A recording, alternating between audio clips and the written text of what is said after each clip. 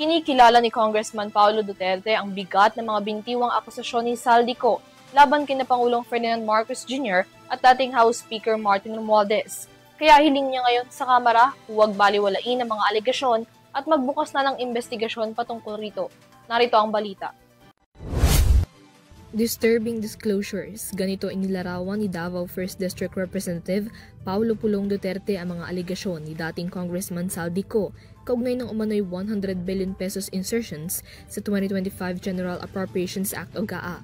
Kaya naman sa ngalan ng transparency, balak ng paimbestigahan ni Duterte sa Kongreso ang mga nasabing alegasyon na nakasentro kay Pangulong Ferdinand Marcos Jr. at dating House Speaker Martin Romualdez. Inihain ni Duterte sa House of Representatives ang Resolution No. 488 na humihiling ng urgent and comprehensive inquiry patungkol sa mga alegasyon ni Ko laban sa mga nabanggit na opisyal ng pamahalaan.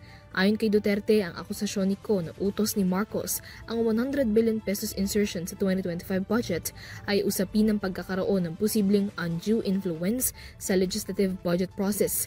Kabilang din sa mga naging alegasyon ni Ko laban sa Pangulo ang panghihingi umano nito ng 25% na kickback mula sa insertions maging ang pagpapadala ng mali-malitang pera kay Marcos at Romualdez. Ani Duterte, kung mapatutunayan ito ay extraordinary serious violations sa batas at pagyurak din sa tiwala ng publiko.